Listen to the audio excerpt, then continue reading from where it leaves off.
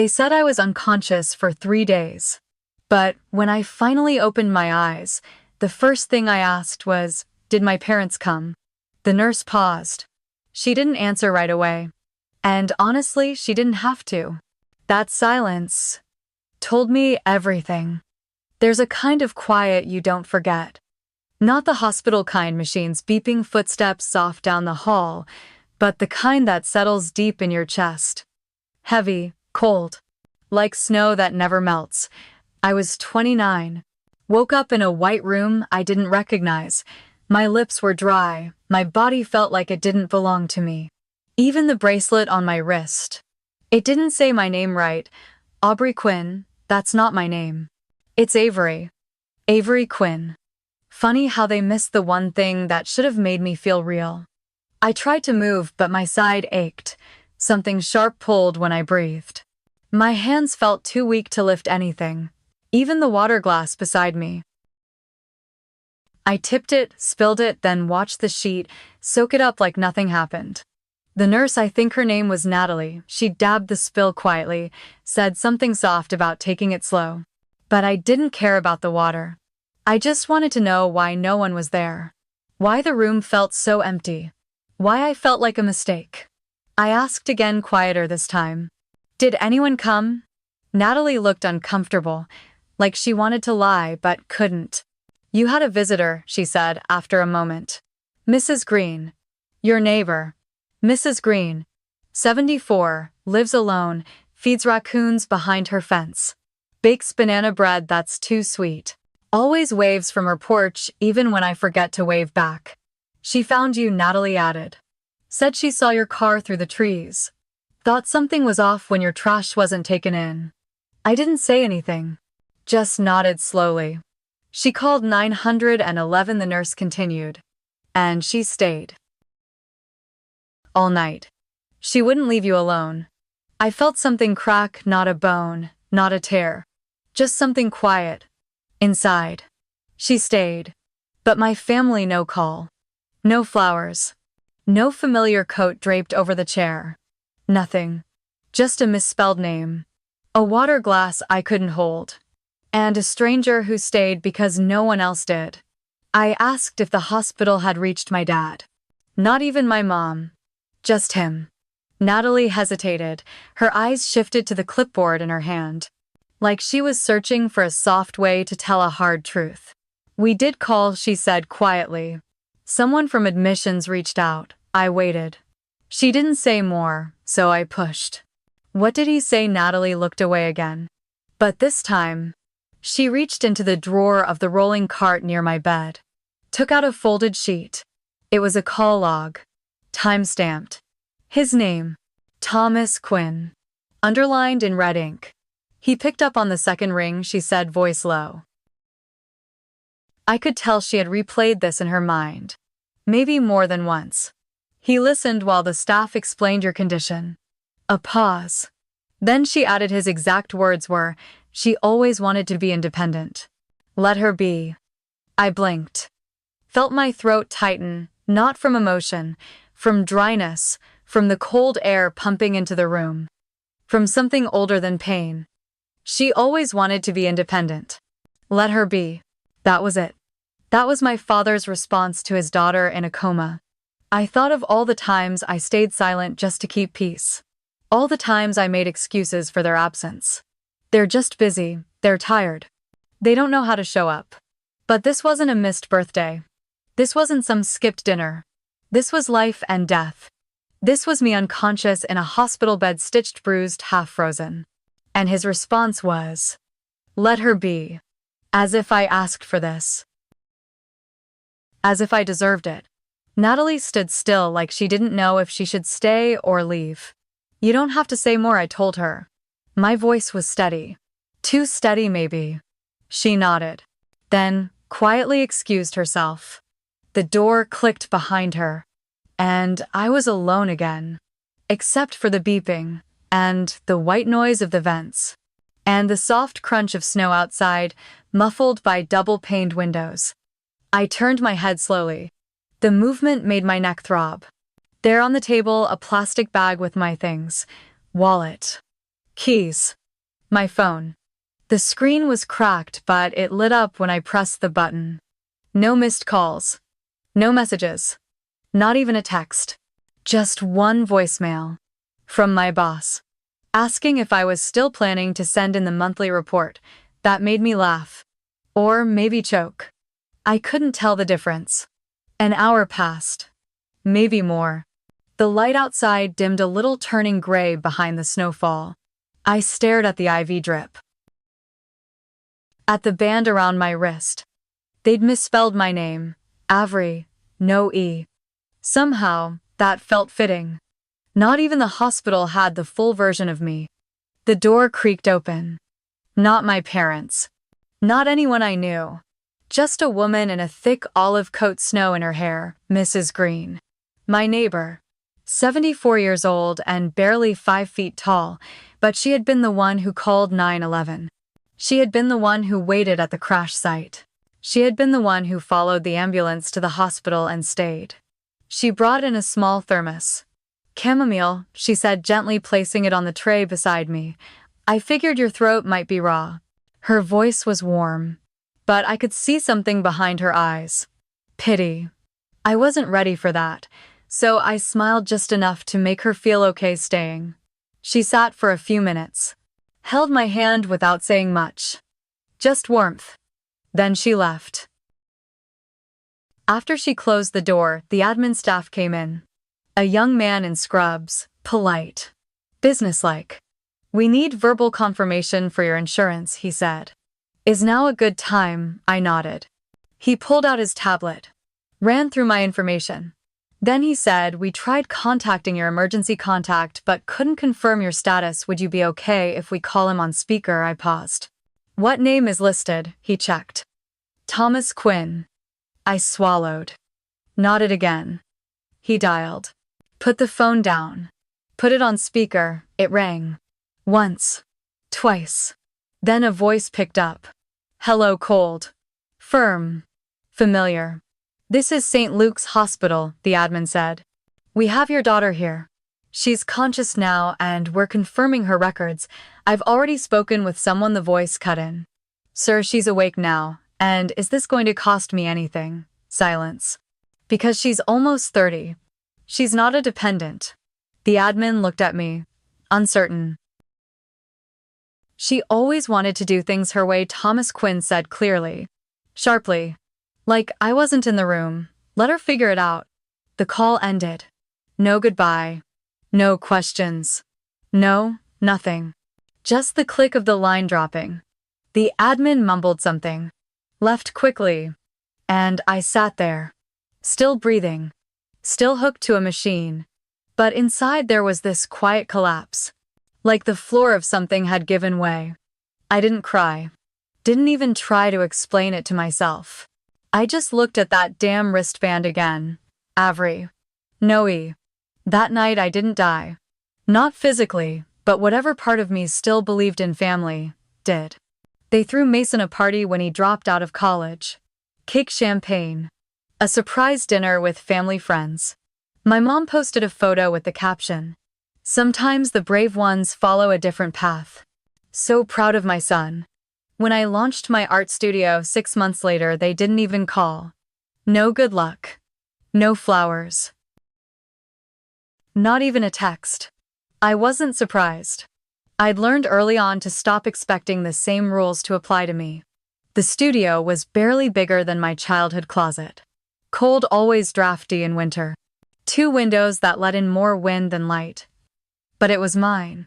I'd painted the far wall in a soft blue, the color I used to dream about as a child when I couldn't sleep because Mason's music shook the walls. The floor creaked when I walked. The sink leaked. And the landlord never fixed anything unless I called 3 times. Still, when I unlocked the door that first morning back from the hospital, it felt like a kind of freedom, one I'd have to pay for, literally. The stack of bills was waiting. Thick white envelopes, a pile of them shoved under the door like snowdrift. On top, the hospital. I opened it and stared. $47,800. No insurance. No parent signature, no help. Just my name misspelled again and the total due. I didn't cry. I just placed the bill on the table next to the half-empty jar of instant coffee and a cracked mug I bought at a thrift store for 70 cents. The sun was coming in sideways through the blinds. Dust danced in the light.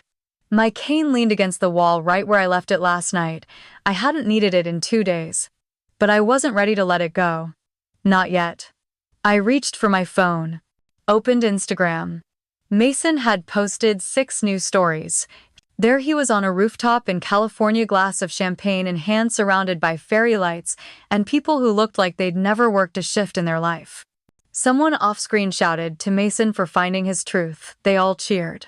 Even my mother's voice, faint but unmistakable, he's always had such a strong spirit. I turned the sound off. In the silence, my voicemail notification blinked. I pressed play. Hi honey, it's Mom. Just checking in. Hope you're doing okay, sweetie. By the way, Mason's thinking of visiting Boise next week. Would you mind if he stayed with you a few days? He just needs a quiet place to regroup.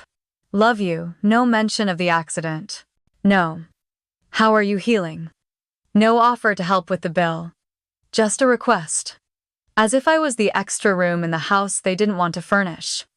I replayed the message once. Then deleted it. That's when the memories started to bleed through. Mason crashing Dad's Volvo junior year.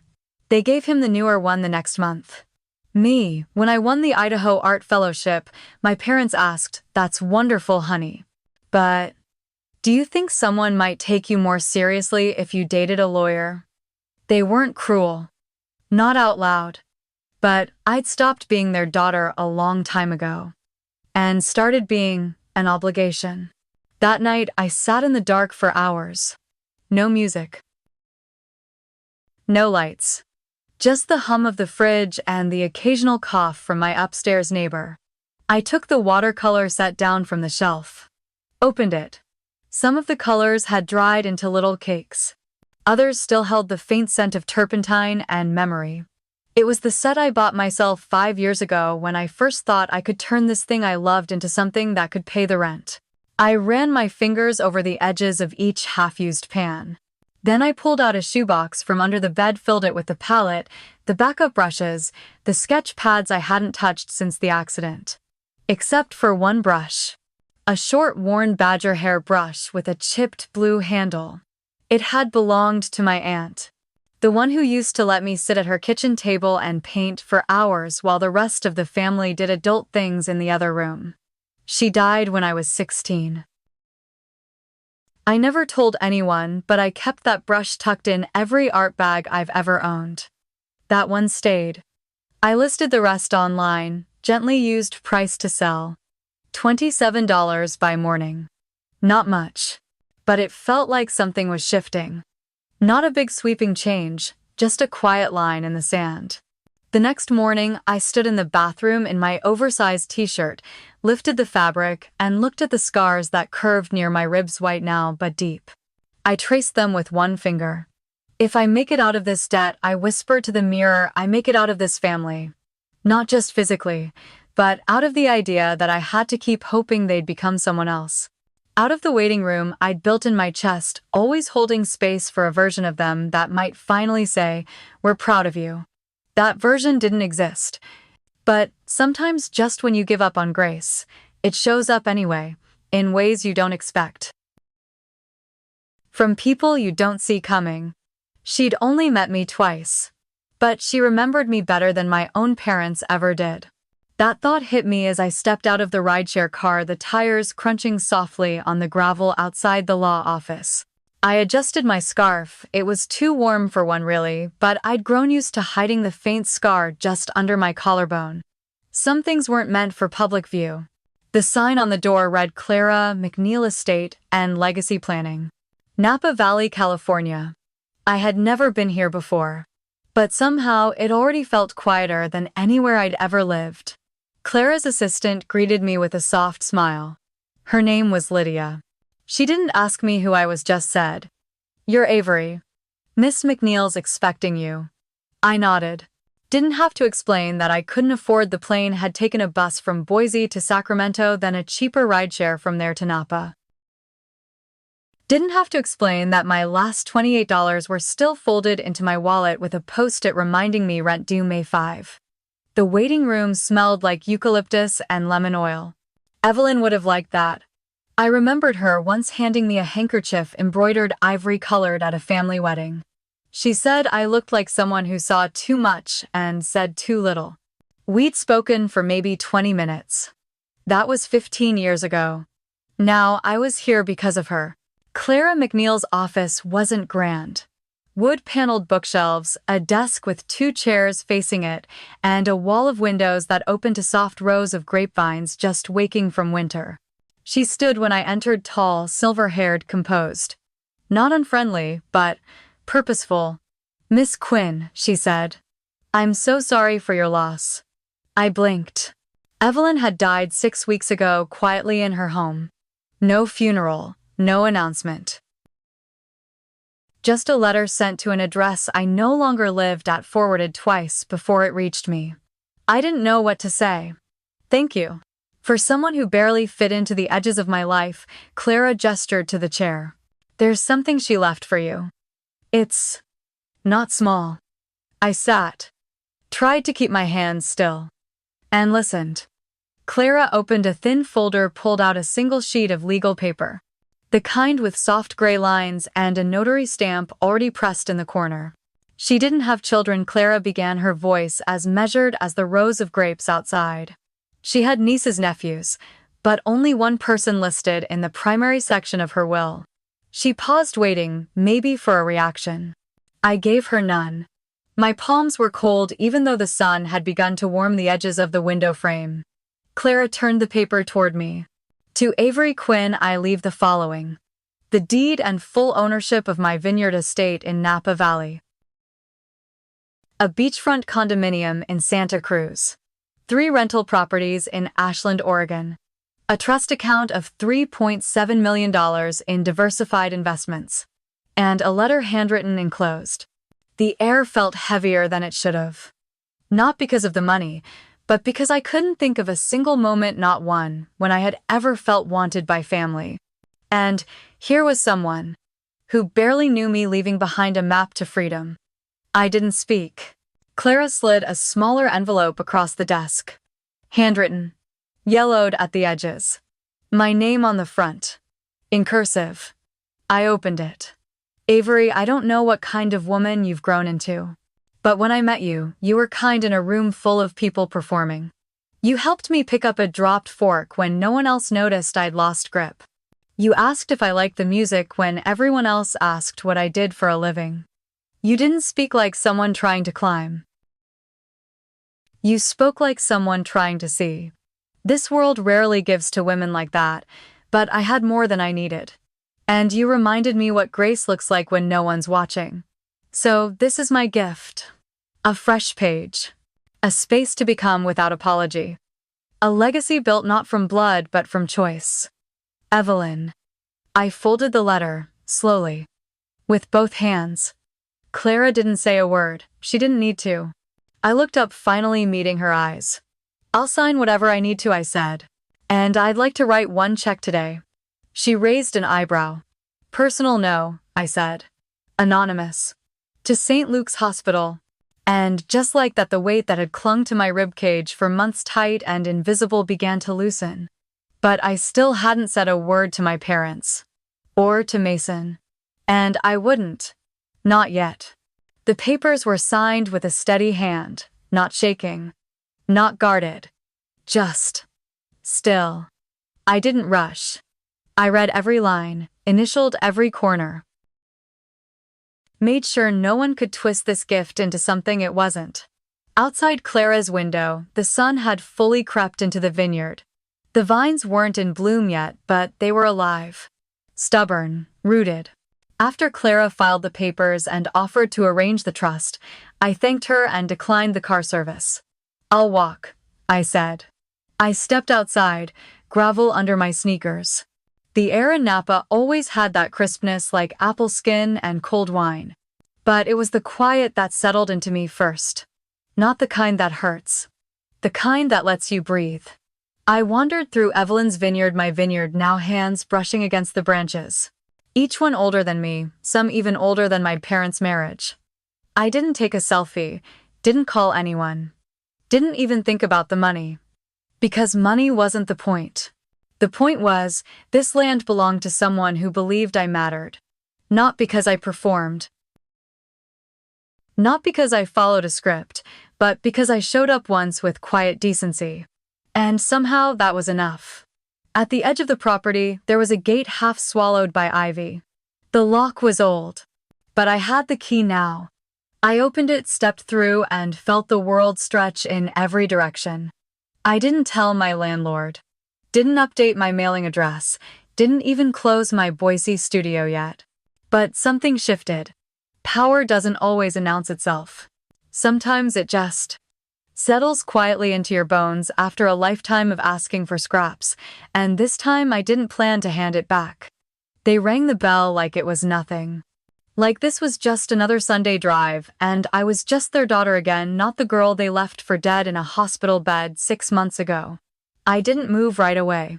Let the chime echo. Let the waves outside fill the space instead. Then I opened the door. Dad stood with both hands in his pockets, squinting like the sun was bothering him. Mom had on her usual pearls and a practiced smile, that kind that barely moved her eyes. And Mason. He was already looking past me into the condo like he was taking inventory. "Sweetheart," Mom said, stepping forward. "You look incredible." This place, Evelyn really had taste, didn't she?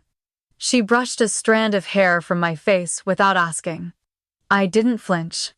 But I didn't smile either. Mason gave a low whistle. "Beachfront, huh, that's wow." Then a pause. "Mom said you inherited some stuff." "No big deal. Just figured we'd talk through what's fair." Fair.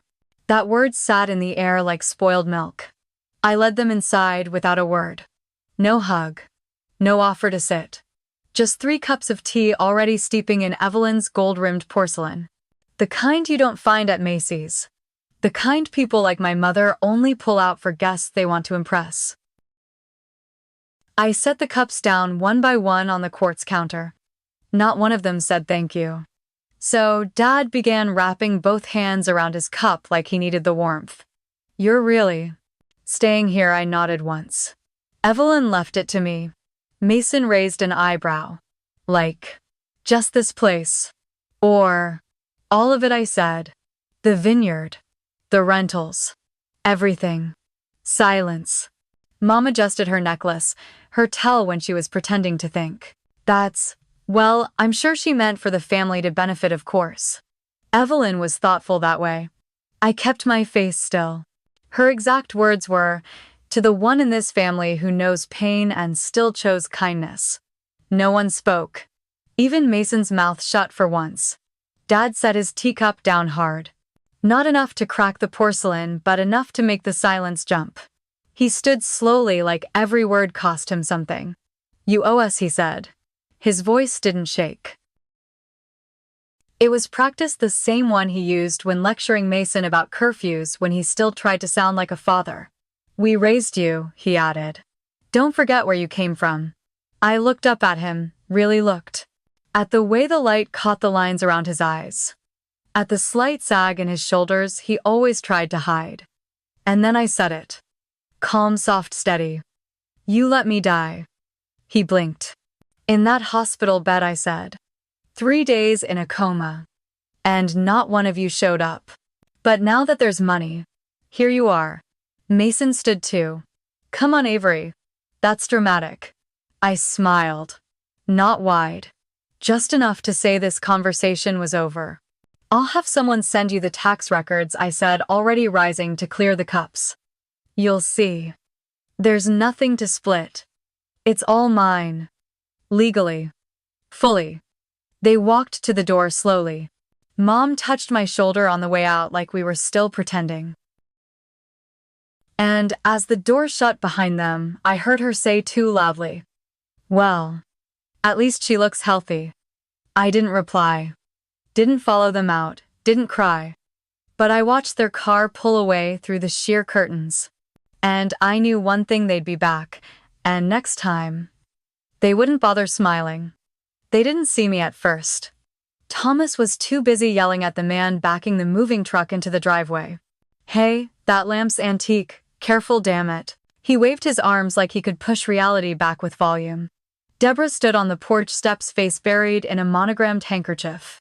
Her cries were loud, shaky, just believable enough for strangers. But not for me. I stayed in the car a moment longer. Charcoal SUV. Leather still warm from the sun. My hands rested calmly in my lap. No adrenaline, no nerves. Just that strange hollow quiet that comes after you've let go. I stepped out. Polished shoes met the faded concrete. Deborah looked up. Blinked. Her hand fell to her side. "Oh, you came," she said. Thomas spun around, already seething. "If you're here to gloat, save it." I said nothing. Just walked toward them with a white envelope in my hand. Unmarked, plain, quiet. But power doesn't need to shout. It just shows up and signs the deed. Thomas snatched the envelope from my hand before I could even speak. He tore it open like it owed him something. His eyes scanned the page, then again. And again. His lips moved, but no words came out. Deborah stepped closer, trying to read over his shoulder. When she saw the name, the Langston Foundation, her mouth dropped open. "I don't understand," she said, voice trembling now in a different key. "This house, it was in foreclosure. You said it was the bank." I nodded. "It was." Thomas's face twisted. "Then how I bought the debt," I said quietly. "Months ago." They stared at me. Deborah's hands fluttered like loose paper. "You bought." "What?" "The mortgage. The lien. The property taxes. Everything you stopped paying 3 years ago." Thomas's voice rose. "You don't have that kind of money." "You're right," I said. "Avery Quinn doesn't." Then I turned toward the driveway. A row of young women stood there, 3 of them holding children. One with a black eye. All of them watching silently, shoulders drawn tight, backpacks at their feet. I looked back at my parents. "But the Langston Foundation does." Thomas let the paper fall to the porch. He stepped toward me, finger raised. "This is our house." "No," I said, calm as morning fog. "It was." Deborah clutched his arm, her voice cracking. "But Avery, we raised you here. Christmases, birthdays, your room's still upstairs." I looked past her toward the front window. The curtains were faded now. Same ones since I was 10. Still smelled like the casserole she always overcooked, and the silence no one acknowledged. "This house," I said, "was never mine." She blinked. "I slept in it. I grew up under this roof. But I was never home here." Behind them, the movers carried out the last pieces, an old recliner, Mason's childhood bookshelf, a dusty ottoman. I turned and motioned to the caseworker standing beside the women. She gave me a small nod, clipboard in hand. "This property," I said loud enough for everyone to hear, "is now registered under our transitional housing program for young women recovering from domestic trauma." Thomas looked like he'd been slapped. "You're turning our house into shelter," I said, finishing it for him. "For girls like me, the ones you look through, the ones you let go."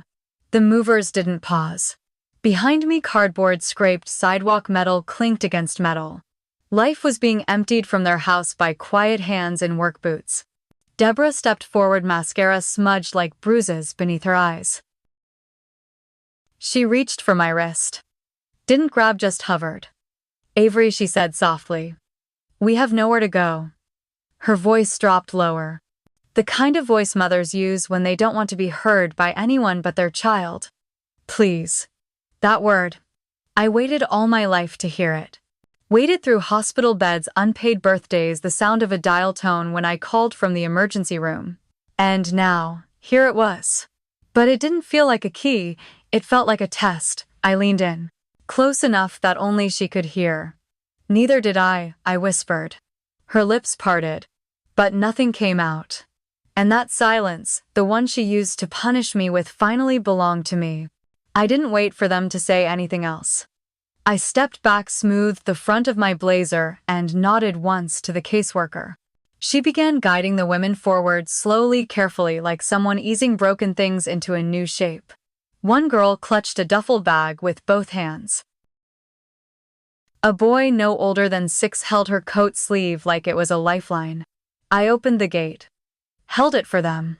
One by one they passed through. Thomas stood rigid, fists clenched. Deborah had sunk to the porch swing, not crying anymore, just staring, like she couldn't recognize the view from her own front steps. No one screamed. No one begged again. The wind carried a plastic bag down the street and slapped it against the gutter. I turned, walked back toward the SUV. One of the little girls turned to me. "Is this where we live now?" she asked. I smiled gently. "If you want it to be." She nodded, then ran inside. I didn't look back, didn't need to. Because, for the first time in my life, I didn't owe anyone an explanation. Not even them. And as I closed the door to my car, the thought came uninvited but sharp. Was I cruel, or finally free? The hallway smelled like cedar and clean paint. Someone had placed sprigs of rosemary along the windowsills, a soft touch I hadn't asked for, but was grateful someone had thought to add. The lights were dimmed just enough to make everything feel warm. Not like a ceremony. Like a home. December rain tapped against the glass. Inside, laughter echoed faintly from the kitchen. I stood near the podium in the front room, my fingers brushing over the speech cards I'd written the night before. They were neat. Rehearsed. Every word chosen to impress the donors and local paper. But I wasn't sure I believed any of them now. I slipped the cards into my coat pocket and reached for the envelope instead. It had arrived the night before. No return address. Just my name handwritten. Slanted cursive. I thought it was another holiday card from someone I barely remembered. But the moment I opened it, I knew better. "You wouldn't know me now. But I was your nurse the night you woke up in that hospital room." They stayed 5 minutes. But I stayed the whole night. You were never truly alone. I just thought you deserved to know. There was no signature. Just one more line. Sometimes the smallest kindness leaves the deepest roots. I held the envelope in both hands. The podium in front of me looked too polished, too tall, like it belonged to someone else's story. Behind me, people waited with wine glasses and polite anticipation. Local press. Donors. A few city council members. They'd all come to see a ribbon cut and hear a speech. But I wasn't going to give them one. I placed the envelope flat on the podium. Then I looked out at the room, past the suits and applause, toward the real reason this place existed. The girls. They stood near the kitchen archway, arms folded, shoulders tight. Some of them barely out of high school. One held a toddler on her hip. Another wore 2 coats at once, like she still didn't trust the heat to stay on. One girl, maybe 19, caught my eye. She didn't look away. She just asked gently, "Did you build this for people like us?" I smiled, the kind that barely touches your mouth but presses deep into your chest. "No," I said. "I built it for people like me." Someone offered to introduce me. I shook my head. The microphone stayed off. Instead, I walked toward the girls. No fanfare. No line of cameras clicking behind me. One of them, tall hair buzzed, short eyes sharp, leaned against the doorframe. She didn't speak, but her eyes followed me. Inside the kitchen, someone had started music, soft strings, almost too quiet to notice. A tray of cookies had already been half eaten. The coffee pot was half full, normal things, beautiful things. Another girl, small frame, oversized sweater, touched the edge of the counter and said I didn't think anyone like me could end up somewhere like this. I thought about Evelyn. About her hands. About the way she once looked at me like I wasn't an accident but a seed she had planted on purpose. "We do it quietly," I said. "That's how we survive." The girl nodded. Then smiled. They tried to pull me aside for photos. A woman from the city's housing department waved a photographer over, gesturing toward me with a hopeful smile. I gave her a polite nod, then quietly stepped back. Let the camera catch the girls instead, one of them holding the toddler, another pouring hot cider into paper cups. Laughter spilled from the kitchen, again fuller this time. Real. I walked down the hallway past the mural they'd painted last month. It wasn't polished. It was raw and bright and messy, and it belonged to them. My name wasn't on the wall. That was the point. I stood for a moment near the window watching the rain beat against the glass, the headlights of donors' cars slowly peeling away from the curb. Across the street, the little market was still lit, the same one I used to buy instant noodles from when I lived on someone's couch. No one noticed I had left the main room. And that too felt right. I didn't stay for the closing remarks. Someone clinked a glass in the main room, probably to thank the donors or announce the shelter's official name. I was already in the back stairwell, keys in hand. No applause, no photos. Just a long exhale as I stepped into the night air. The rain had slowed. The smell of cedar lingered on my coat. I walked to the car, nothing flashy, just reliable. Gas tank full. No one waiting at home.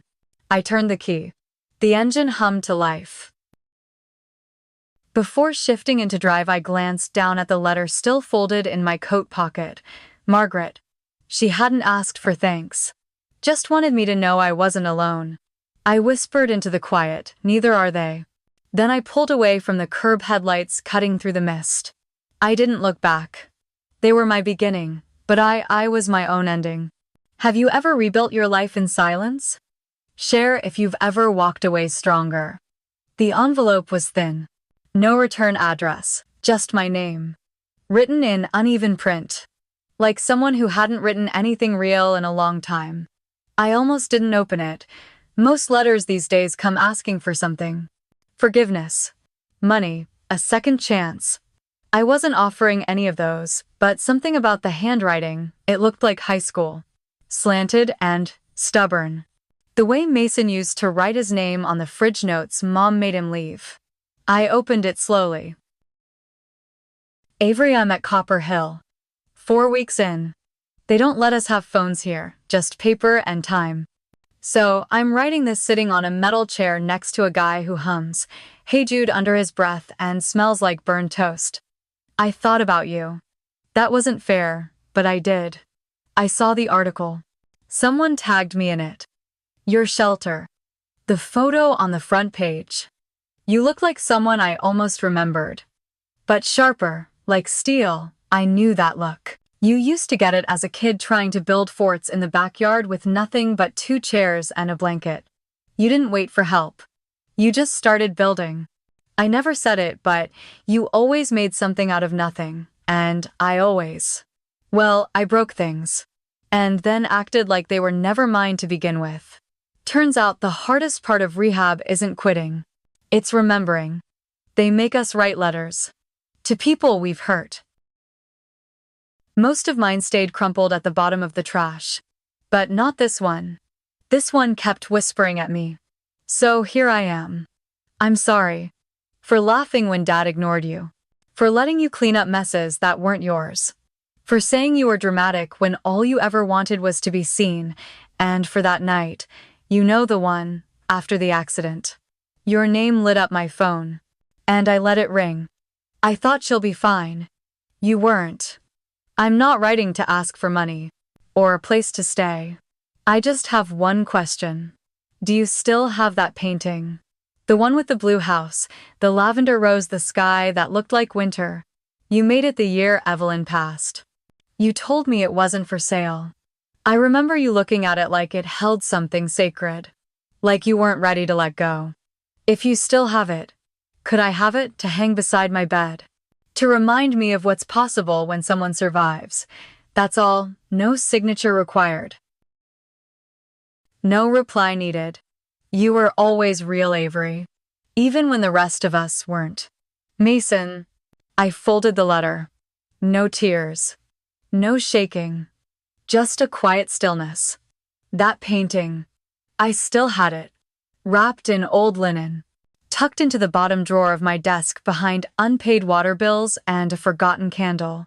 No one had ever asked about it. Not once. And maybe I'd held onto it for a reason I didn't understand. Until now. 3 weeks later, I sent a package. No return address. Just a small canvas protected by brown paper and silence. Inside was the painting. The blue house. The lavender. The stormlight sky. I added one slip of paper. Nothing formal. No explanation. Just a single line. Sometimes the thing we save ends up saving someone else. I didn't tell anyone. Not the board. Not the girls at the shelter. Not even the woman at the post office who asked if it was valuable. I nodded once. But it wasn't about value. It was about choosing to release something, not out of revenge, not out of pride, but out of quiet mercy. Mason never wrote back. And I didn't expect him to. But some nights when I sit near the open window and hear waves rolling in across the Santa Cruz shore, I think of a man in a rehab bed, staring at a field of lavender that doesn't bloom in real life. And maybe finding a kind of stillness there he'd never had before. They were my beginning. But I was my own ending. Have you ever rebuilt yourself in silence or let go without needing a thank you? Tell me if you've ever walked away stronger. The kettle clicked off just as the sun broke the horizon. I poured the water over the tea leaves, jasmine and mint, and watched the steam rise in slow spirals. No rush, no phone buzzing. Just the quiet hum of the heater and the distant crash of waves beyond the windows. The girls at the shelter were still asleep. I'd walked the halls earlier barefoot just to listen. Laughter still echoed in the walls from last night's movie. Someone had taped a paper star to my door, Miss Avery's room in blue marker. I left it there. In the kitchen, I opened the window. The morning air was cold, sharp with sea salt. I liked it that way. It reminded me I was awake. I didn't check the mail anymore. Not first thing. Not like before when I used to brace myself for bills or names I didn't want to see.